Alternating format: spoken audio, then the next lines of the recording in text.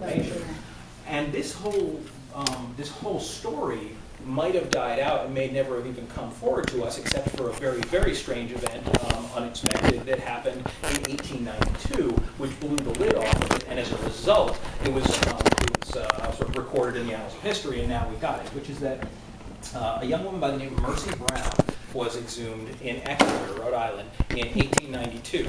She was the third member of her family to die from this mistake, which they didn't have an explanation for, and the townsfolk of Exeter had gone through this whole vampire business before, and so they felt they knew what they were doing, encouraged the father to go out to the cemetery and exhume these women. Well, the father, George Brown, did not believe in vampires. He thought this entire thing was absolute bunk. And so he decided that if the town was going to pressure him into doing it, that he was going to inject a little bit of sanity into the proceedings. So he hired a state medical examiner, Harold Metcalf, a man who's Harvard educated, to come out to the cemetery, open the crypt, and examine Mercy's body.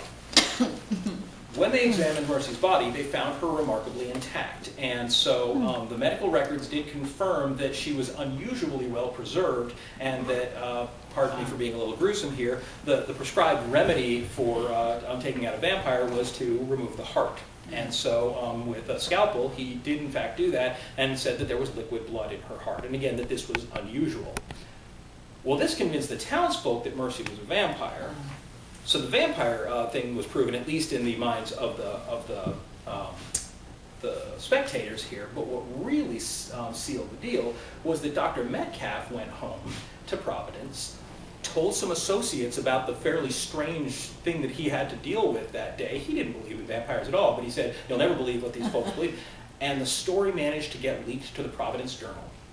Now, the Providence Journal is still one of New England's largest papers, and the following day they actually ran it as a headline: "Exhumed the bodies, testing a horrible superstition in the town of Exeter." And they graphically relayed not only this belief, but they talked a little bit about the common belief that was going on in New England. The scandal was huge. It was absolutely huge. I mean, imagine any of you what would happen if you found out that your neighbor had done such a thing.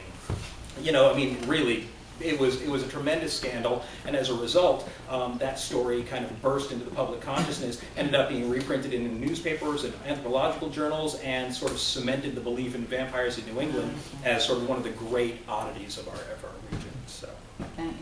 What year was that? Mercy was exhumed in 1892.